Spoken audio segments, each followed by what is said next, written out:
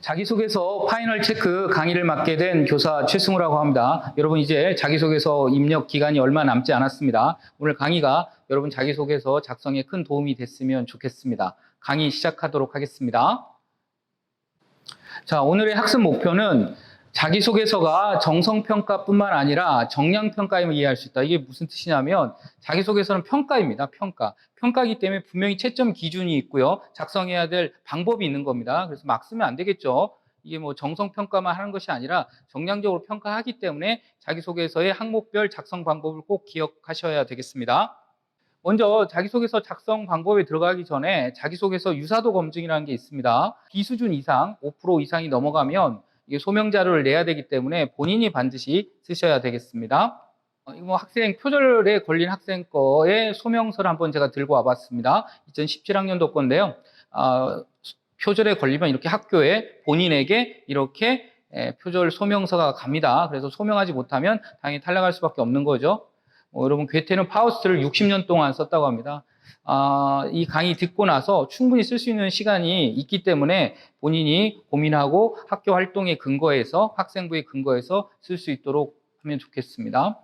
그래서 B수준 이상 맞은 학생들이 작년에 1224명이 있었습니다. 이 학생들은 안타깝게도 탈락할 수밖에 없었던 거죠. 그래서 본인이 반드시 써야 된다는 거 명심하시고요. 작성 유의사항 보도록 하겠습니다. 본인의 이름 써서는 절대로 안 되고요. 출신 고교, A 고교 이름 말하는 거 안 되고, 또 그 고교의 어떤 근처 지명 이름, 부모님 이름, 그 다음에 부모님의 경제적 지위, 사회적 지위, 이런 거 설명해서는 안 되겠습니다. 오히려 올해 같은 경우는 작성 유의사항이 좀 더 실제로 더 중요하지 않을까라는 생각이 들 정도로 대학에서 엄격하게 적용한다는 걸 명심하시기 바랍니다.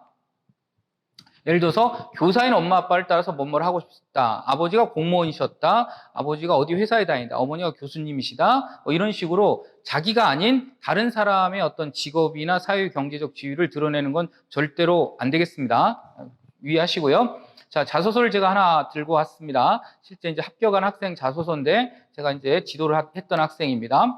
광고 천재 이재석이라는 책을 읽어봤다.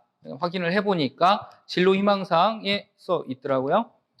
교내 장애인 인권 유시 시대에 참가했다. 제가 확인을 해보니까 학교생활기록부 2학년 자율활동에 있었습니다.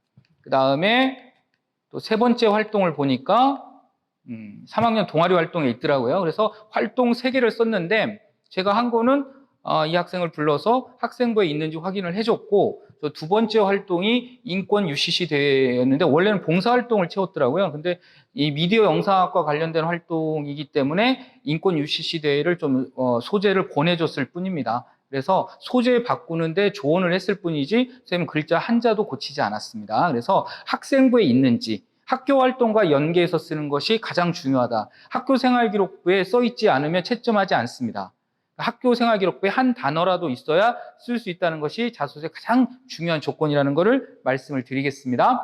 그래서 크게 보면 공통문항 1, 2, 3번이 있죠. 고교 재학기간 중에 학업의 기준을 노력과 학습경험, 이게 1번이고요. 그 다음에 어떤 교내활동 2번, 그 다음에 배려나는 협력 갈등 관리가 3번. 이거를 공통문항이라고 하고 대학별 자율문항이 있습니다. 있는 대학도 있고 없는 대학도 있죠. 그래서 이런 공통문항, 자율문항 체제를 현재 자기소개서 양식으로 볼 수가 있을 거고요. 예, 지금 뭐 고3 학생들이 이제 제 영상을 보겠지만 1번은 학업에 기울인 노력과 학습 경험, 2번은 교내 활동, 3번 배려 나눔 협력 갈등을 쓰는 거죠. 4번 자율문항 좀 전에 말씀드렸는데 이게 내년부터는 바뀌죠. 그래서 네 문항에서 세 문항으로 줄면서 4,500자 또는 5,000자의 자소서 글쓰기가 3,100자로 줄어듭니다. 그거 조심하시고, 크게 보면 1번은 여러분의 학업 역량, 학업 태도를 드러내는 항목이고요. 2번은 여러분의 어떤 전공 적합성을 드러내는 항목이라고 볼 수가 있습니다. 3번은 인성인데 인성을 드러내기가 쉽지가 않기 때문에 사회성으로 좀 변환해서 치환을 하고요. 그 다음에 4번은 여러분의 어떤 발전 가능성을 좀 묻는 항목이라고 크게 외워두시면 좋겠습니다. 이렇게 색깔로 나눠서 학생부를 이렇게 소재를 고르는 것도 하나의 방법입니다. 학업 역량에 해당되는 소재, 를 파란색으로, 인성에 해당하는 소재를 빨간색으로 이렇게 소재를 추리는 것도 자기소개서 추리는 소재를 추리는데 도움이 될 것 같습니다. 본격적으로 이제 항목별로 설명을 들어가겠습니다. 고등학교 재학 기간 중 1번부터 보시겠습니다. 초등학교, 중학교 때 아무리 잘 나갔어도 학생회장 했고 뭐 대단한 일을 했어도 써서는 안 되겠습니다. 그 다음에 학업에 기울인 노력과 학습 경험. 학업이라고 썼잖아요. 학업이라는 말은 굉장히 넓은 개념이에요. 좁게도 볼 수 있지만 넓게도 볼 수 있다. 그래서 1번은 굉장히 좀 넓은 개념이다. 성적이라는 개념으로 너무 좁게 보지 말아달라. 그 다음에 배우고 느낀 점. 이거는 3문장 이상 들어가야 됩니다. 꼭 기억하세요. 이 문항이 바뀌기 전에는 이 배우고 느낀 점이라는 문항이 없었어요. 대학마다 좀 달랐는데 1번, 2번, 3번에 배우고 느낀 점이라는 말을 공통적으로 넣었어요. 그래서 이거를 공통문항이라고 그래요. 몇 문장 이상 쓴다? 3문장 이상 쓴다는 거 꼭 기억하세요. 배우고 느낀 점을 안 쓰면 그냥 학생부를 내면 되는 거 아닙니까? 학생부 내면 되죠. 학생부에 있는 내용 컨트롤 C, 컨트롤 V 복붙을 하면 자소서 낼 이유가 없잖아요. 그래서 자소서를 봐야 되는 이유는 어떻게 보면 궁극적으로 말하면 마지막에 배우고 느낀 점을 보고 싶어 한다. 여러분의 학교 활동에서의 배우고 느낀 점을 평가자는 보고 싶어 한다는 거 꼭 기억하시고, 천자입니다. 천자. 그럼 천자는 몇 문장인가? 보통 여러분이 40자에서 150자 정도를 씁니다. 40에서 150자 정도를 쓰는데 한 100자 정도라고 생각을 하시면 한 10문장 정도 개요가 나온다는 걸 꼭 기억하시고요. 1번 지나가겠습니다.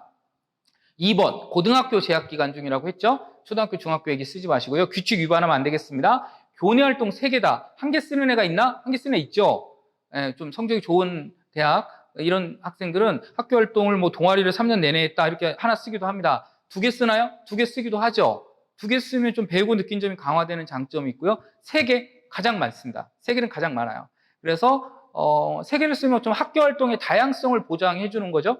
이거 2번이라고 한다. 배우고 느낀 점 몇 문장? 3문장 이상 써야 되겠다. 3번 학교 생활 중이 뭘까? 학교 생활 중은 여기 고등학교 재학 중에 학교 생활이라는 뜻이에요. 1, 2번하고 같습니다. 같은 맥락이에요. 1, 2번의 앞부분하고 똑같이 생각해도 되고요. 배려, 나눔, 협력, 갈등 관리를 4개 다 쓰냐? 그렇지 않습니다. 이 4개 쓰면 꽈락입니다. 오히려 4개를 쓰면 배우고 느낀 점을 쓸 수가 없어요. 3개도 안 되고요. 맥시멈 몇 개다? 2개입니다. 2개. 그래서 1개 쓰고 싶다? 그럼 배려 하나 쓰시거나 협력 하나 쓰세요. 나눔 하나 쓰시고요. 2개 쓰고 싶으면 배려 하나, 협력 하나, 아니면 나눔 하나, 협력 하나.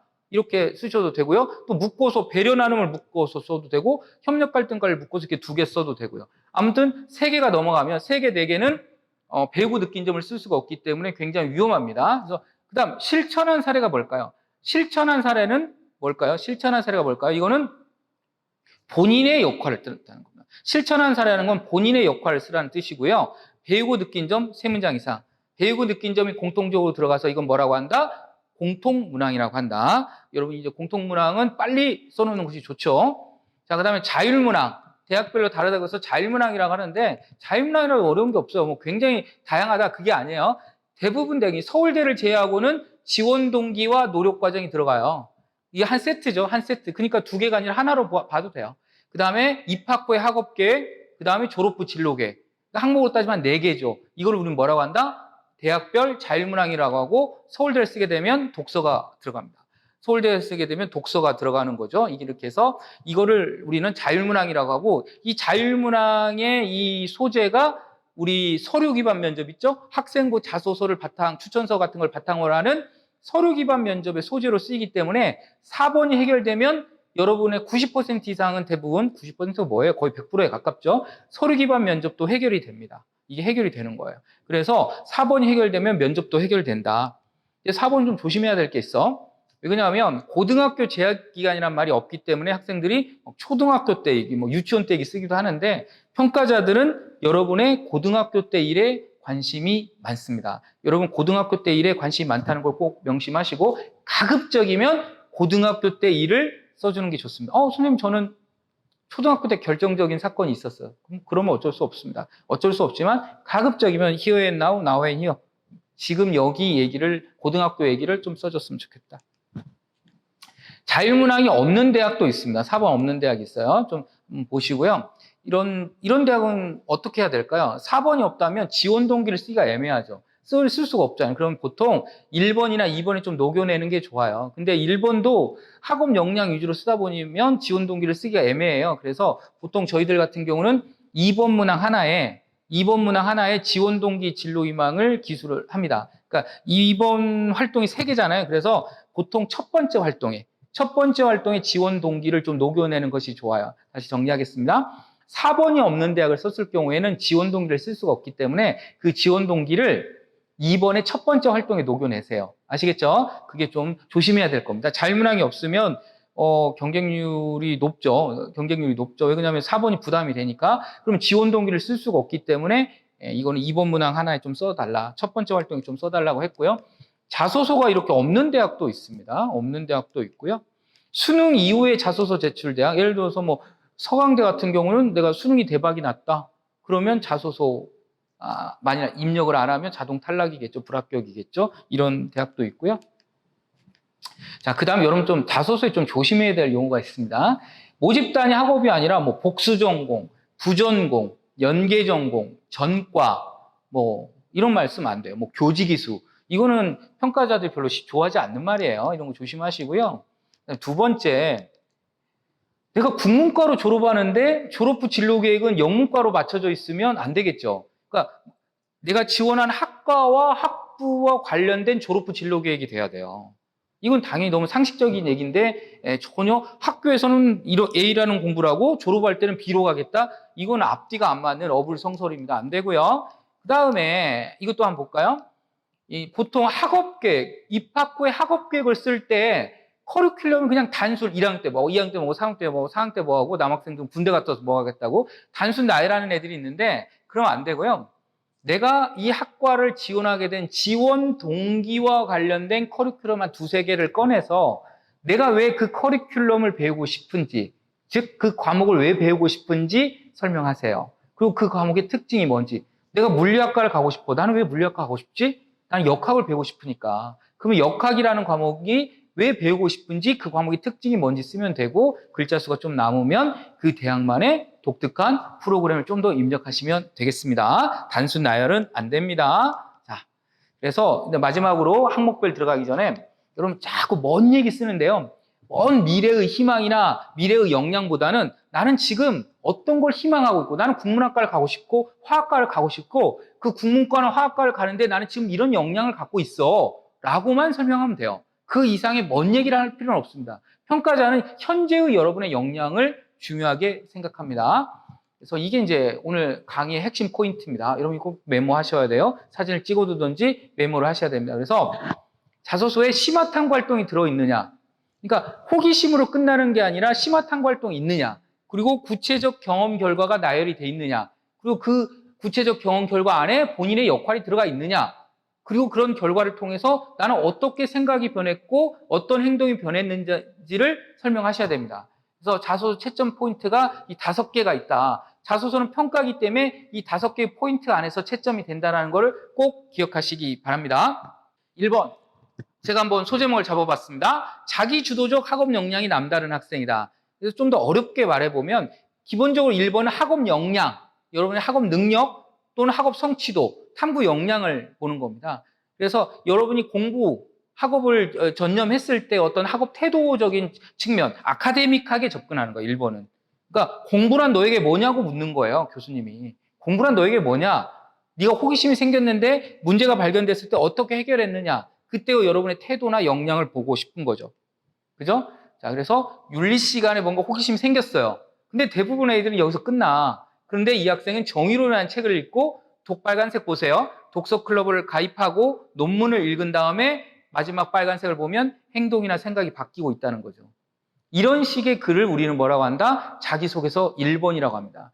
여러분, 우리는 일주일 내내 동아리나 자율활동, 진로활동, 보고서만 쓰는 것이 아니라 우리는 일주일 내내 수업을 듣잖아요. 그래서 1번은 여러분의 학업 역량, 학업 태도를 묻는 거기 때문에 가급적이면 수업 시간에 시작하는 것이 전형적인 클리셰입니다. 수업 시간에 시작해야 돼요. 여러분 연구 논문처럼 쓰면 안 돼요. 여러분 학자가 아니라 여러분보다 학생이기 때문에 수업에서 시작했으면 좋겠다. 그래서 이렇게 메밀골 핏물을 배웠다. 이런 식으로 수업에서 시작해달라는 거예요. 이게 1번이고요. 1번 이렇게 시작했다는 이런 학생이 있다면 2번 보세요. 어때요? 1번과 2번이 분절되어 있지 않고 자연스럽게 연결돼요. 독서라는 주제에 대해서 이 학생이 호기심을 가지고 몰입하는 독서라는 주제가 1번에도 있고 2번에도 있기 때문에 1번 항목과 2번 항목이 분절되지 않고 자연스럽게 연결되는 거죠. 그러면 평가자는 1번과 2번 분절 없이 자연스럽게 읽을 수 있습니다. 다시 정리하면 좀 어려운 내용 같은데 1번의 항목들이 또는 2번의 항목들이 또는 3번의 항목들이 또는 4번의 항목들이 분절되지 않고 연계돼서 익히면 참 좋은 것 같습니다. 또는 1번에서 희망사항이긴 하지만 2번 항목이 2번에서 3번이 3번에서 4번이 또는 1, 2, 3, 4번 전체가 연계돼서 커넥션 분절되지 않고 연계돼서 익히는 글들이 합격할 확률이 매우 높습니다. 짧은 시간 안에 많은 학생의 글을 읽다 보면 이 학생의 전체적인 하나의 주제를 통해서 글이 스토리텔링이 돼서 연계됐으면 좋겠다라는 말씀을 드리고 싶습니다. 그래서 학생부가 뭐냐? 이 학생이 어떤 A라는 대학의 교수님이 지구과학 교수님이 와서 우주 탄생이라는 특강의 강의를 했어요. 그래서 이 학생이 보고서를 썼단 말이야. 이건 학생부 7번의 자율활동이나 진로활동에 들어갈 거라고. 그 다음에 이 학생이 이걸 영향을 받고 9번에 책을 읽었어. 칼 세이건의 코스모스를 읽었단 말이야. 이건 9번에 들어가 학생부에. 근데 선생님들이 학교생활기록부를 작성하실 때 주관적인 평가를 자제하려고 요새 굉장히 노력해요. 교육부나 교육청에서 대학에서 선생님들의 주관적 평가를 쓰지 말아달라고 계속 요구를 하기 때문에 되게 덤덤하게 또는 무미건조하게 어떤 행위서술어 위주로 담담하게 써요. 그러다 보면 평가자들이 이 7번과 9번을 연계해서 읽기가 쉽지가 않습니다. 7번과 특히 교수사정관님들은 더 그래요. 교수사정관님들은 훨씬 더 많거든요. 전임 사정관님들보다. 그래서 이 학생부 7번과 9번을 연결해 주는 건 누구다? 자소서와 면접이다. 이렇게 써버리면 글로 쓰면 자소서고 말로 하면 면접이 되는 거예요. 다시 정리. 분절된 사실의 집합체, 팩트의 집합체를 우리는 뭐라고 한다? 학생부라고 한다. 사실과 사실의 나열을 우리는 뭐라고 한다? 학생부다. 그런 학생부를 스토리텔링 해주는 걸 뭐라고 한다? 자소서나 면접이라고 한다. 이게 자소서 면접의 역할입니다.